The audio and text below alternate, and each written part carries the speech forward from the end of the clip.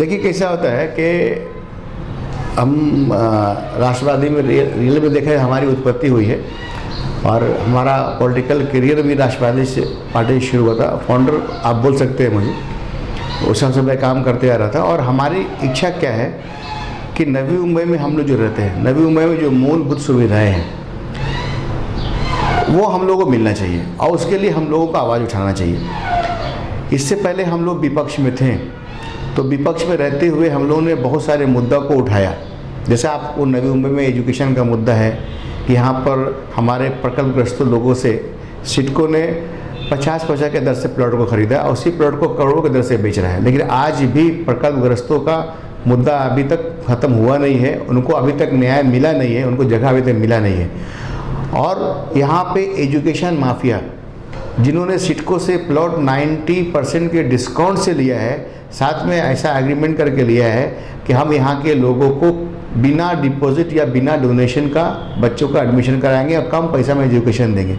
लेकिन एक नर्सरी का एडमिशन कराने के लिए भी ये लाख 2-2 लाख रुपए वसूल कर रहे हैं। ये नाइंसाफ़ी है नवी मुंबई के लोगों के लिए। इसके साथ साथ आपको बता दे रहा हूँ कि हेल्थ का प्रॉब्लम आप देखिए, जो भी महानगर पालिका द्वारा संचालित हॉस्पिटल है, आज एक केस पेपर को निकालने के लिए आप आदमी का पूरा दिन चला जाता है। आज उनके पास जांच करने का जो मशीन होना चाहिए हर जगह पर, कहीं पर नहीं है, उसके लिए कोई आवाज़ ही नहीं उठा रहा है। जो रियल में जो समस्या है एजुकेशन का, हेल्थ का, उसके लिए लोग दूर है।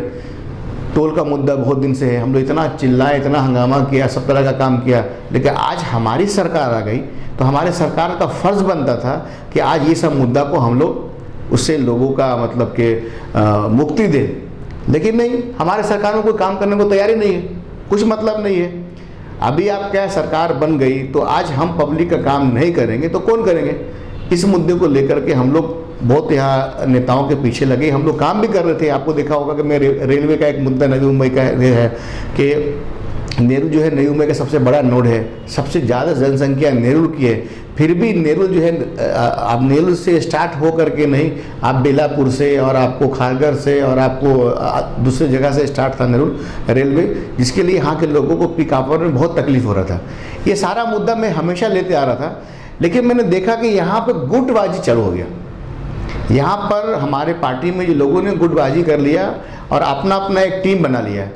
टीम बना करके सिर्फ शाइनिंग, काम कोई नहीं कर रहे हैं, सिर्फ शाइनिंग कर रहे हैं। मंत्रालय में जाते हैं, फ़ोटो निकालते हैं, फ़ोटो निकाल के फ्लैश करते हैं फेसबुक पे और आपको ट्विटर पे और आपको व्हाट्सएप पे। इसके अलावा कोई काम नहीं है।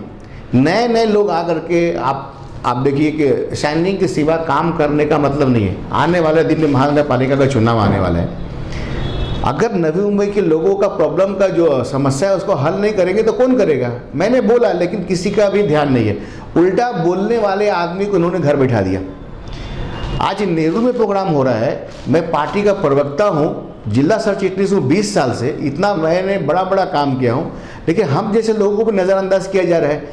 कितने ऐसे पार्टी के पुराने कार्यकर्ता हैं जो राष्ट्रवादी से जुड़े हुए काम करना चाहते हैं, लेकिन सबको नज़रअंदाज किया जा रहा है गुटबाजी का। मैं इस बात से नाराज़ होकर के हमने समाजवादी ज्वाइन किया। समाजवादी के नेता आदरणीय अबू आसिम साहब से मुलाकात किया। उन्होंने बताया कि नवी मुंबई का जो भी क्वेश्चन है, चाहे प्रकल्पग्रस्तों का कुछ मुद्दा हो, चाहे आपको यहाँ का एजुकेशन का मुद्दा हो, हेल्थ का मुद्दा हो, टोल का मुद्दा हो, आप बोलिए, मैं आपके साथ में नवी मुंबई में कभी भी आऊँगा, किधर भी जाऊँगा और ज़रूरत पड़ेगा तो इस मुद्दे को मैं विधानसभा में उठाऊँगा। ये सारा बात करने के बाद हम आज समाजवादी को मैं ज्वाइन हुए। देखिए, मेरा जो भी मुद्दा है ना, मेरे पास सब प्रूफ है। ये हम 20 साल से काम करते आ रहे हैं। आपको एजुकेशन से रिलेटेड जो मुद्दा था, मेरे पास आरटीआई में हमने 20 साल पहले निकाला है। टोल का मुद्दा, उसके बाद आपको नवी मुंबई के लोगों से आपको ये सिडको जो है अधिभार के रूप में 2.5 रुपये 5 वसूल करते जा रहा है। ये मेरा आपको 2000 के बाद से कंटिन्यू मुद्दा मैं उठाते आ रहा हूँ। उसके साथ साथ आपको और भी बहुत सारे एक्टिविटी मैंने किया, ऐसा नहीं कि मैं आज कर रहा हूँ। और हम दिखाने के लिए काम नहीं करता हूँ। मेरा मुद्दा आप देख लो कि आपने लॉकडाउन के टाइम में हमने बहुत सारे लोगों को घर पहुँच करके या बुला के या जा करके मदद किया, लेकिन मैंने एक भी फ़ोटो निकाला नहीं। क्योंकि जिसका मुद्दा है, अगर खाने का कोई हम सामान दे रहे हैं, उनको दिखला के देंगे तो उनकी तो बेइज्जती करा रहे हैं। हम वो कभी नहीं चाहते। और मैं ज़्यादा से ज़्यादा जो मुद्दा हमारा है, हम पेपर में टीवी पे लेके नहीं आते, पब्लिक के सामने इशू नहीं बनाते, क्योंकि अच्छा काम करने वाला हम दिखाना चाहते हैं, ऊपर वाले खुश करना चाहते हैं। हर मेरा काम में ये मेरा पहले रहता है कि हम अपने अल्लाह को काम को दिखाना है। मेरा काम अगर हम छुप के करेंगे या खुल के करेंगे, ऊपर वालों को ये काम मालूम है, और ये काम को लेके हम चल रहे हैं। इसलिए बहुत सारा मुद्दा आपको सामने नहीं आता है, लेकिन मुद्दा कुछ सामने आना चाहिए, वो मुद्दा को मैं सामने लेके आता हूँ। जैसे आपको देखा होगा कि बहुत सारे मुद्दा आपको बता रहा हूँ कि जब आपको सुनामी आया तो मैं नागापट्टनम पौंडीचेरी गया, गुजरात में भूकंप आया तो मैं गया, अभी शोलापुर में जो इतना बड़ा आपको सैलाब आया तो सोलापुर जाकर के हम लोगों को मदद करके आए। इस तरह का बहुत सारा मुद्दा है और मैं करते रहूँगा। देखिए एक्चुअल में क्या होता है ना कि मैंने एक बात को, ये हमको दिमाग में बैठ गया कि जो नेता का आपको मतलब कि काम करने वाले को जनरली लोग पसंद नहीं कर रहे। जो नेता उनको सुबह शाम गुड मॉर्निंग गुड इवनिंग और आपको जाके मिले, गुलदस्ता दे, बुके दे, उनके आगे पीछे घूमे, उनको आगे बढ़ाया जाता है। लेकिन काम करने वाला जो कर्मठ कार्यकर्ता है, जिसके अंदर काम करने की क्षमता है, जो ऑर्गेनाइजिंग कर सकता है, लोगों को एक मंच पे ला सकता है, जनरली वैसे लोगों को साइड किया जाता है। अब मैं उसी का शिकार हूँ। देखिए मैं नाइक साहब को स्टार्टिंग के हमारे गुरु हैं। जब हमारी पार्टी में जब हम आए और मतलब कि हमने एक्टिविटी किया तो नाइक साहब ने मुझे बहुत सपोर्ट किया। मैं स्टार्टिंग से उनको अपना गुरु मानता हूँ, उनका इज़्ज़त करता हूँ और करता भी रहूँगा, इसमें कहीं से कोई शक नहीं है। लेकिन आज बीजेपी में जाने के कारण मैं विचारधारा उनके विचारधारा में मेल नहीं खाता है। हम विचारधारा जो हमारा है सेकुलर विचारधारा है, बीजेपी कहीं से सेकुलर पार्टी नहीं है। उनका इंटेंशन है कि आप दो धर्मों में फूट डालो, राज करो, या मतलब कि स्पेशल जो है मुसलमानों के साथ में जो है नाइंसाफ़ी उनको कर रहे हैं, आपको दलितों के साथ में नाइंसाफ़ी कर रहे हैं। आप देखेंगे कि अभी इतना बड़ा मुद्दा किसान भाइयों का, जिसके साथ में खुलेआम नाइंसाफ़ी हो रहा है। तो ये बीजेपी जो है ना दादागिरी के हिसाब से सरकार चला रही है, वो मुझे बिल्कुल पसंद नहीं है। उनका विचारधारा और मेरा विचारधारा में बहुत बड़ा फ़र्क है, इसलिए उस तरफ की पार्टी में हम कभी नहीं जाएंगे। इसीलिए नाइक साहब हमको छोड़ के चले गए, नाइक साहब जो हमको छोड़ के, हम नाइक साहब को नहीं छोड़ा था। उनका इज़्ज़त कल भी था, आज भी रहेगा। देखिए हम आपको बता देना चाहता हूँ कि नवी मुंबई के अंदर में सबसे पहले तो हम जो काम करेंगे पब्लिक के लिए करेंगे। ये कोई जाति धर्म प्रांत के लिए काम नहीं करूँगा। हमको नवी मुंबई का इशू, क्योंकि नवी मुंबई कॉस्मोपॉलिटन सिटी है, सभी जाति धर्म प्रांत के लोग यहाँ पर रह रहे हैं, हमको सबको साथ में लेके चलना है और सबके लिए काम करना है। तो आप बता रहा हूँ, जबकि आपको बता रहा हूँ समाजवादी पार्टी का आपको मैं बता देना चाहता हूँ कि यहाँ पर उत्तर भारत समाज के यहाँ पर 27% लोग हैं जो बहुत हद तक समाजवादी को पसंद करते हैं। उसके साथ मैं मुस्लिम होने के कारण बहुत सारे मुस्लिम समाज के लोग पहले से समाजवादी में जुड़े हुए हैं और इनका भी परसेंटेज 15% के आसपास है। लेकिन कैसा होता है कि इनको तो हम साथ में लेके चलेंगे, बहुत बड़े वोटर हैं।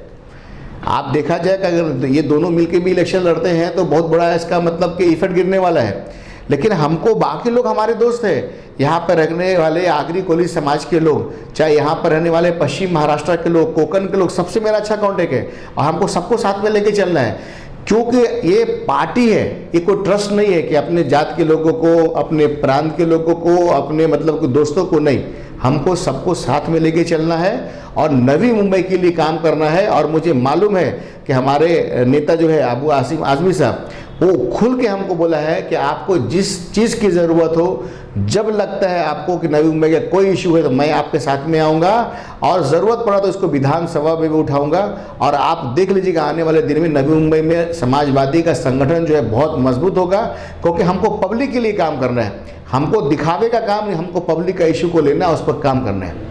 जी बिल्कुल, हमको सबको साथ में लेके चलेंगे भाई। क्या होता है कि पार्टी में अगर आदमी ये सोच लिया कि हमारे गांव के लोग, हमारे समाज के लोग हमारे दोस्त, तो पार्टी कभी आगे नहीं बढ़ सकती है। पार्टी को चलाने वाले का दिल हमेशा बड़ा होना चाहिए और सबको साथ में लेके चलना चाहिए, सबकी इज्जत करनी चाहिए। उससे मैं पीछे हटूंगा नहीं।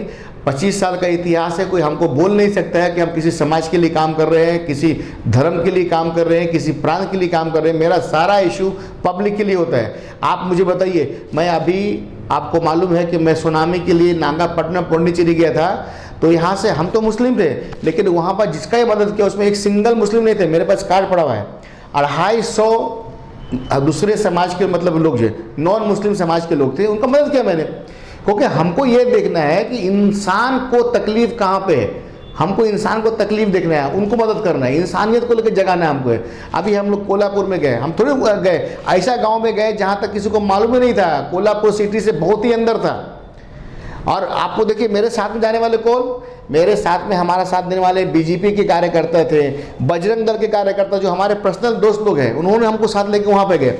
तो मैं जात पात पार्टी में नहीं मानता हूँ, अच्छे काम करने वालों को इज्जत करता हूँ, और हमारा विचारधारा क्या है, सर्वधर्म समभाव, उसको लेकर चलने वाला हूँ। इस विचार से जिसका जिसका मेल होगा सब हमारे लोग हैं, और जो इस विचारधारा को नहीं मानते हैं, जो गोडसे को मानने वाले हैं, वो हमारे लोग नहीं हैं। हम महात्मा गांधी के बताए हुए रास्ते पर चल रहे हैं, गोडसे के बताए हुए रास्ते पर नहीं चल रहे हैं। देखिए मैं आपको बता दे रहा हूँ कि आदमी जब फील्ड में उतरता है तो आदमी को समझ में आता है, लेकिन आज ये खुशी की बात है कि जितने भी थर्ड फ्रंट के लोग हैं, जो आपको महाआघाड़ी से अलग हैं और जो बीजेपी से अलग हैं, वो सारे लोगों से मेरा मीटिंग हो चुका है, और रोज़ वो चाह रहे हैं कि हम साथ में मिल करके काम को करें, क्योंकि सबका दुख जो है ना हमारे तरह ही है।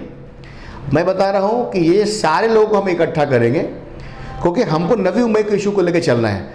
जो नवी मुंबई के लिए काम करेगा, जो प्रकल्पग्रस्तों के लिए काम करेगा, जो ये इतना बढ़ा हुआ बिजली का बिल उसके लिए काम करेगा, जो हेल्थ के लिए काम करेगा, जो एजुकेशन के लिए काम करेगा, वो हमारा आदमी है। हम सबको साथ में लेकर चलेंगे और पूरा 111 सीट पे अपने उम्मीदवार को उतारेंगे। हम बता रहे हैं आपको कि इसमें दोनों को झटका लगने वाला है। महाआघाड़ी के जो मतलब कांग्रेस पार्टी है या राष्ट्रवादी है, इसमें मैक्सिमम हमारे समाज के लोग जुड़े हुए थे, तो अब हमारे आने के कारण उसके अंदर में परिवर्तन तो आएगा, ये सबको दिख जाएगा। इसके साथ साथ बीजेपी को भी बड़ा झटका लगने वाला है, क्योंकि बीजेपी में एक बड़ा भाग उत्तर भारतीय समाज का लोग था, उनके पास अच्छे लीडर नहीं थे साथ में लेकर चलने वाले। यहाँ पर जनरली क्या होता है, इलेक्शन में लोग इस्तेमाल करते हैं, इस्तेमाल करके छोड़ देते हैं। तो आज वहाँ से खुद हमको सामने से फ़ोन आ रहा है कि हम आपके साथ में हैं, साथ में मिल के काम करना चाहते हैं, पार्टी ज्वाइन करना चाहते हैं। ये दोनों पक्ष को झटका लगेगा, और हम अभी बोलूँगा नहीं, वो करके दिखलाऊंगा। देखिए भाई, एज ए अध्यक्ष समाजवादी पार्टी, मैं तो सारे जनताओं से रिक्वेस्ट करता हूँ कि जो नगर सेवक आपके एरिया में अच्छा काम कर रहा है, जिसकी छवि अच्छी हो, जिसका बैकग्राउंड अच्छा हो, उसको आप सपोर्ट कीजिए। अगर हमारे अंदर भी क्षमता नहीं, हम काम नहीं कर रहे हैं, सिर्फ शाइनिंग कर रहे हैं, तो आप हमको भी सपोर्ट मत कीजिए। अगर आप चाहते हैं कि नवी मुंबई का विकास हो, तो विकास करने वाला कौन आदमी है, उसको ढूंढिए, आप उनका सपोर्ट दीजिए। जात धर्म प्रांत को देकर के वोट मत दीजिए। बस मैं इतना ही चाहता हूँ बोलना आप सबसे। धन्यवाद।